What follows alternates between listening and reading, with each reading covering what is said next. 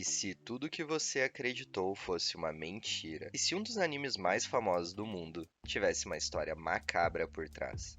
E pior, se um dos personagens mais amados nunca tivesse realmente existido? Hoje nós vamos explorar uma das teorias mais macabras de Pokémon.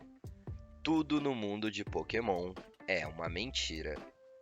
De acordo com essa teoria formulada por uma pessoa desconhecida, Ash está em coma desde o primeiro episódio de Pokémon, após sofrer um acidente de bicicleta enquanto fugia daquele grupo de Sparrows. Desde então, ele se encontra nesse estado, e os demais episódios do anime se tratam dos sonhos produzidos pelo subconsciente do protagonista.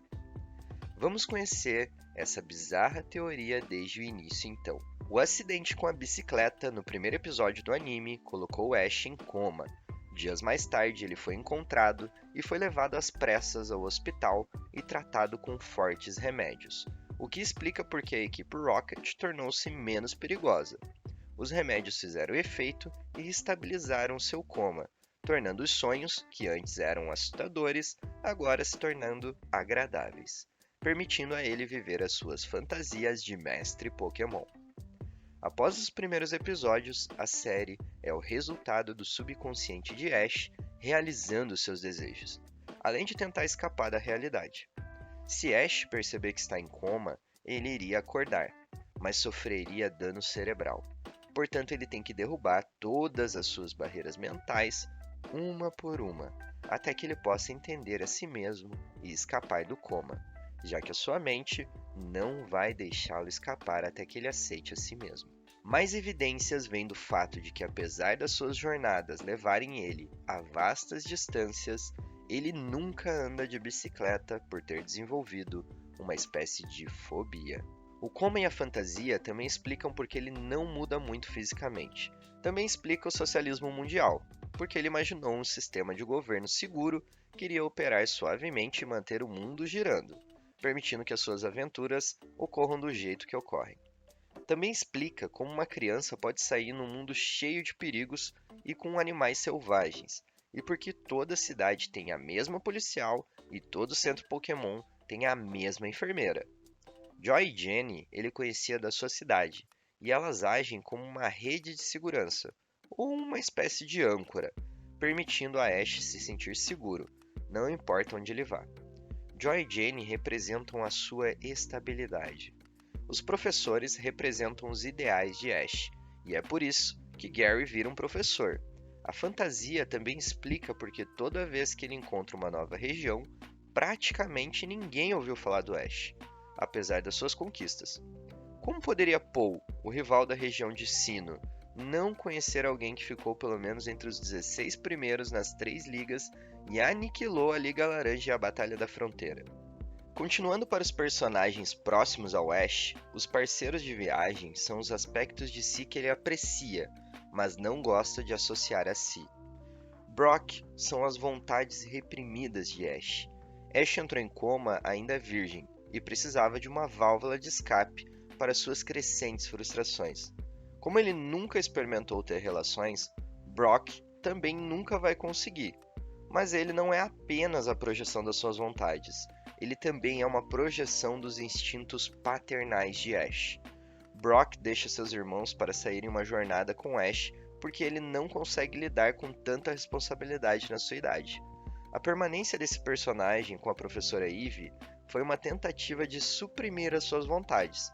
Você pode perceber que James teve muito mais diálogos durante essa parte da série, além de ser muito mais sensível e emocional com seus Pokémons, revelando a maioria do seu passado. Ash não gostou muito disso, portanto Brock retorna horrorizado e recusa falar sobre o assunto. Isso significa o subconsciente de Ash reprimindo ele durante aquele tempo. Então, ao invés de um sentimento de medo, ele não sabe o que aconteceu, mas evidencia que Brock são as vontades carnais de Ash, e ele retorna à série sempre que Ash descobre um novo aspecto feminino de si mesmo. A Misty é o primeiro desses aspectos femininos de Ash que nós encontramos. Nós vemos ela com muita frequência na série porque ela é apenas um aspecto de Ash, e isso explica, no final das contas, porque ela é inalcançável, porque Ash praticamente não conhecia ela antes do coma. Misty é o seu primeiro interesse amoroso, mas mesmo que subconscientemente, ele acreditava que ela precisava crescer mais. Na cabeça do Ash, as pessoas só poderiam ter relacionamentos após ficarem adultos. Na prática, porém, ele descobre que não consegue lidar com isso porque ele não tem experiência no mundo real. E isso faz com que a Misty seja esse personagem agressivo e arrogante que Ash desenhou. E isso faz com que ele não deixe ela ficar com o Togepi. É notável que nessa parte da história existe um abuso constante para com as suas vontades carnais, ou seja, com o Brock, e o eventual amansamento até que ela acaba ficando por trás dos panos. Como Ash era muito apegada a ela, isso foi traumatizante e após essa experiência, todos ao seu redor que ameaçasse ficar mais maduro, rapidamente acabava saindo e dando lugar a um substituto mais inocente. Gary Carvalho é o que Ash deseja ser. Gary queria ser o melhor, ele conseguiu isso e depois retornou para uma vida normal. Ash precisa que alguém seja bem-sucedido no seu mundo, ou então ele não poderá validá-lo e ele vai começar a se questionar por que está onde está. É uma armadilha do subconsciente para evitar que ele fique ciente da sua situação. Sua mente deve ter concluído que o descobrimento do coma por Ash imediatamente o tiraria dele, causando dano cerebral. Então ele pegou algo que Ash já gostava e com ele construiu um caminho seguro que o levaria para fora do coma. Porém, Ash é muito complacente para manter-se de pé e lutar para sair da sua situação, e portanto não pode escapar. Por isso que ele continua encontrando pokémons lendários. É uma forma que a mente dele usa para mostrar para ele que ele pode fazer grandes coisas se ele tentar. É uma forma de encorajá-lo a seguir adiante. A equipe Rocket são as qualidades de si mesmo que Ash acha ser negativas, mas que está vindo a aceitar. Jess e James querem agradar Giovanni, o pai de Ash, e Jess engana o submisso James em executar seus planos para conseguir isso. Meow especialmente quer agradar a ele porque ele lembra dos bons tempos com Giovanni. Isso coloca Meow em uma categoria conhecida como a inocência, ou melhor, a inocência corrompida de Ash. Isso é aparente porque Meow pode falar. Na verdade, o motivo de Meow poder falar é para que Ash possa eventualmente aceitar os aspectos da equipe Rocket como parte de si mesmo. Ash tem problemas nítidos com seu pai, então ele o colocou na liderança da Organização do Mal e o colocou como vilão principal. Até pode haver uma equipe Rocket no mundo real, mas dificilmente o pai do Ash é o líder deles.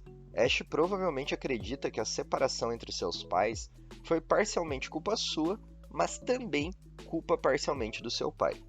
A separação fez a sua mãe sair da cidade e ir para Pallet, e é a razão inicial para que Ash saia em busca da sua jornada, escapar do caos da sua casa.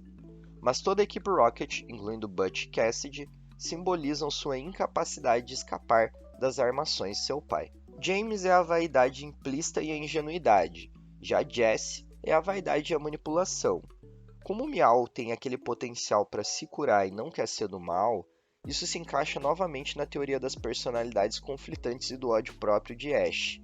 A equipe Rocket se traveste, não no sentido de orientação, mas sempre no planos deles, quando eles usam disfarces, o James se veste de mulher e a Jess se veste de homem. Isso acontece porque o Ash está aprendendo sobre a sua orientação, que é uma faceta diferente da que o Brock representa. Isso é um método que faz com que o Ash explore o seu lado vaidoso e possa fazer isso livremente. Quando ele percebeu que isso não era algo para ele, o seu lado livre sempre parava de experimentar. Max veio com a Mai. Ele representou o ego e ela representou o id.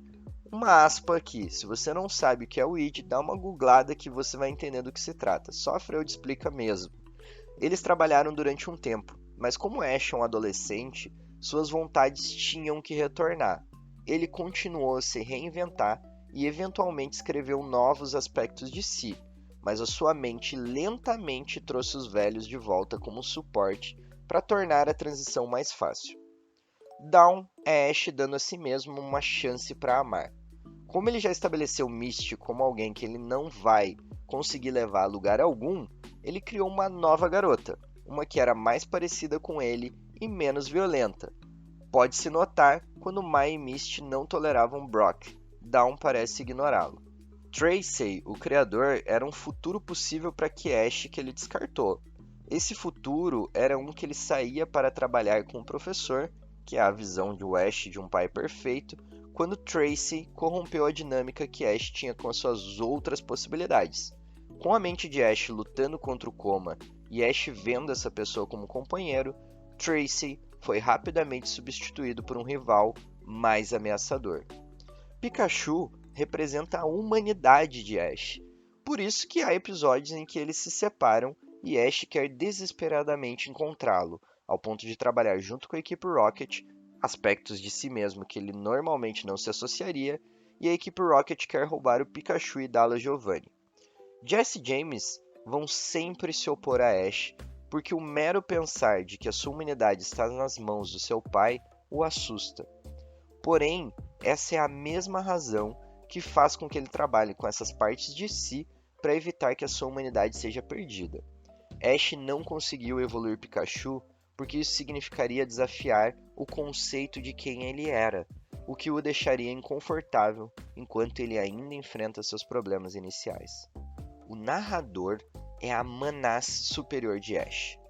Nota, esse é um conceito da teosofia. Eu sugiro vocês pesquisarem para entender um pouco melhor essa parte. Bom, o narrador tem o papel de recapitular e explicar o progresso que ele fez e o que ele vai encarar pela frente, permitindo a si mesmo observações sobre qual a melhor forma de o acordar. Os métodos da equipe Rocket gradativamente ficam mais e mais engraçados e até mesmo absurdos, porque Ash é apenas uma criança imaginando essas coisas. Por isso todo mundo acredita nos disfarces da equipe Rocket. Ele sabe que são eles, pelo menos no subconsciente, mas escolhe ignorar isso para que ele possa melhorar a si mesmo. De certa forma, o Ash que quer escapar está sabotando o Ash que quer ficar perdido na sua mente, para que possa haver mais e mais conflitos, e possivelmente a eventual fuga. A fuga sendo consequência de finalmente aceitar quem ele é, pois como mencionado anteriormente, a equipe Rocket é a forma do Ash lidar com aspectos que ele se sente desconfortável de lidar sozinho. Vocês devem lembrar que no início da série existiam muitos animais e referências a animais. Por exemplo, o peixe no aquário do ginásio de Cerulean, ou o que a Pokédex descreve o Pikachu como similar de um rato. Esses animais não importam para a psique de Ash e, portanto, não vêm muito à tona. Se Ash adorasse cachorros, tudo seria sobre diferentes raças de cães e torneios de lutas entre cães. Mas enquanto a série prossegue, você vê cada vez menos animais e mais Pokémons. Isso pode ser um claro sinal de que a mente de Ash está se deteriorando. Como ele está em coma, ele está esquecendo de alguns animais e máquinas e está os substituindo por Pokémons. Isso pode explicar coisas como Pokémons elétricos funcionando como geradores de energia. Esses são sinais de que a sua memória do mundo real está escapando cada vez mais. Conforme o tempo passa, o reino dos Pokémons será idealizado continuamente, já que ele não tem estímulos do mundo real. A mente de Ash pode ou não estar deteriorando, mas ele está ficando cada vez mais acostumado com as regras do seu mundo de mentira. Os Pokémons são as racionalizações para que o funcionamento da sua fantasia aconteça. É a síndrome, foi um mago quem o fez. Se ele não sabe como algo funciona, a sua mente diz Pokémon. Os Pokémons da equipe de Ash, porém, servem para mostrar os problemas e aspectos de si. Por exemplo, o Charmander representa o seu ímpeto inicialmente, é uma coisa fácil de controlar, mas eventualmente ele se transforma em um inferno de chamas de desobediência, pois o Ash não entende as suas vontades, e portanto não tem como aliviar ou mantê-las em níveis normais. Bulbasaur era uma recusa em mudar, refletida enquanto ele decide não evoluir, e quase ficou para trás, ao menos que Ash batalhasse contra ele. Squirtle era sua vontade de seguir os outros, evidenciado pela gangue em que ele andava. Apesar de ele ser o chefe da gangue, eles eram vistos como um grupo, e o subconsciente de Ash apenas lhe deu o mais forte. Butterfree era sua esmagadora solidão, o que ele conseguiu resolver quando ele solicitou o Pokémon para se juntar a um bando. Os seus Pokémons tipo voador são sua imprudência, sempre disposto a sacrificar algo sem aviso para vencer. Quando Ash está trocando Pokémons, é uma tentativa de empurrar seus próprios problemas para outra pessoa. Porém, ele percebe isso e normalmente troca de volta rapidamente. E nisso, não só os Pokémons de Ash são manifestações de diferentes partes de si mesmo. Os Pokémons de outros treinadores também são. Koffing e Ekans simbolizavam a vontade da equipe Rocket de mudar. Por isso eles evoluem. Quando sua mente pode superar essa barreira e permitir a eles mudar uma vez. Isso deu a ele a chance de realmente mudar. Uma nota interessante é que Pupitar é uma racionalização, um Pokémon que um rival pegou antes de encontrar ele. Até Ash acharia estranho se todo mundo que ele encontrasse não tivesse nada dos lugares que essa pessoa visitou antes. Outros treinadores são formas mais diretas dos seus problemas. São os que ele tem ou que aceitar ou simplesmente suprimir. Líderes de ginásio são aspectos mais primários da sua personalidade, com cada Pokémon sendo mais forte que o último, para mostrar um nível de habilidade que ele pode ter caso ele se dedique. Na verdade, ele está batalhando com uma parte dele que ele não gostaria de ter sob controle. Originalmente, Ash tinha batalhas que evoluíram em batalhas em equipe e concursos. A explicação para que isso aconteça é que os problemas de Ash ficaram cada vez mais complexos. O fato que ele usa problemas que ele já dominou para vencer são sinais de que ele está ficando mais forte. Ash solta seus Pokémons porque sua mente está forçando ele a se livrar deles. Assim que ele treina um time extremamente forte, um torneio chega. E após todas as lutas do torneio, ele tem que ir a uma nova terra para novos desafios. Mas com um time extremamente forte, não haverão desafios e não haverão formas de motivá-lo a ir além. Então a parte de Ash que quer ficar em coma e continuar a sua jornada se livra dos seus problemas solucionados, para que ele possa continuar e superar esses novos problemas não solucionados. Isso é essencialmente sua mente forçando ele a resolver problemas. Os rivais de Ash e a Elite dos Quatro são a parte mais forte desse ciclo, possuindo Pokémons praticamente imbatíveis. Eles representam o que pode e o que não pode ser obtido. Os rivais de Ash são todos possíveis futuros que ele imagina para si. Perceba que todos eles são mais velhos do que ele. Isso iniciou com Gary, alguém que Ash conhecia na vida real e acabou virando quase um deus em sua mente, mas Gary progrediu e mudou para acomodar a visão de Ash de si próprio e seu maior desejo, eventualmente virando professor após vencer a Elite dos Quatro.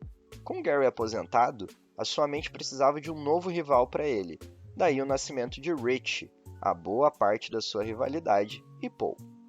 Paul é a última tentativa da mente de Ash de tirá-lo do coma, para forçar Ash a entender que esse mundo perfeito ele não é a melhor opção ou caminho para acordar. Paul é a sombra de Ash, uma pessoa que quer sempre se esforçar cada vez mais e a parte dele que vai fazer de tudo para escapar desse mundo do coma. Mewtwo é uma nova forma de tratamento, feita com impulsos elétricos e uma máquina para tentar fazer Ash acordar, derrubando todas suas barreiras mentais. Os Pokémons do primeiro filme. Na mente de Ash, Mewtwo e seus clones eram, no mundo real, o tratamento para os sentinelas mentais que estavam protegendo Ash e mantendo-o em coma. Os Pokémons do seu mundo. Os clones eram a oposição dos problemas que Ash achava ter solucionado. Portanto, cada um apareceu para Ash como uma cópia exata da sua defesa. Os clones não jogavam pelas regras do mundo do Ash. Eles não usavam nenhum golpe especial dos Pokémons. Eles apenas derrotavam suas contrapartes através de força bruta. O tratamento estava funcionando. E esse tratamento deixou efeitos colaterais. As descargas elétricas começaram a afetar o sistema nervoso de Ash, e se o tratamento continuasse, ele seria paralisado. A sua mente manifestou isso no mundo imaginário quando Ash foi petrificado. Se não fosse pelo fim do tratamento pela mãe de Ash, ele continuaria petrificado para sempre. Depois disso, Ash precisava se recuperar dos danos causados pela terapia. Para reduzir o perigo que a consciência de Ash sentia disso, seu subconsciente começou a diminuir o efeito da eletricidade no seu mundo, o que explica porque os ataques elétricos de Pikachu, antes destacados pela sua potência, na equipe Rocket, não têm mais nenhum efeito. Ash se tornou, além de tudo isso, um motivo de piadas. Como podemos ver, Ash pode muito bem ter ficado aprisionado nesse mundo para sempre, Mas como todo sonho, como tudo, existe um início e um fim. Na sala do hospital vemos Delia, entristecida, falando com o doutor e com uma expressão sinistra no rosto. Ele dizia que o plano de saúde acabou e que o garoto não teve mudança na atividade cerebral em 7 anos. Diz também que o choque do desligamento das máquinas tem uma pequena chance de fazê-lo acordar. Ela concorda em lágrimas. De volta ao mundo de Ash, ele finalmente derrotou a elite dos 4. Um por um, as pessoas ao redor dele começaram a desaparecer. Eventualmente, tudo está preto. Pikachu corre até ele, brilhando cada vez mais na escuridão. Finalmente ele alcança Ash e os dois se abraçam uma última vez.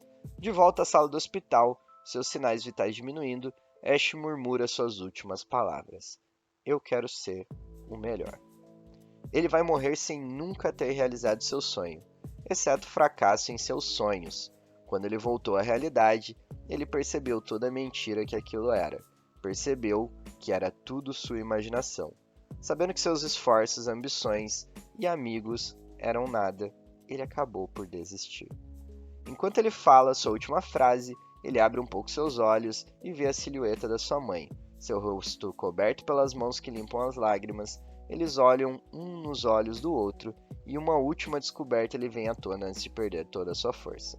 Ele vê que a sua mãe sempre teve a esperança de que iria recuperar ele todo esse tempo. Ele vê e percebe que a esperança dela foi quebrada ao perceber que ele viveu mais do que seu único filho. Ele morre sabendo que é amado, mas isso significa que a pessoa mais próxima e mais real para ele está completamente arrasada. E você, acredita nessa teoria? Comenta aqui embaixo o que você acha e, além disso, não deixe de se inscrever no nosso canal, ativar o sininho para receber todas as notificações e, se você não confunde anime com desenho animado, deixe seu gostei aqui embaixo. Arigatô!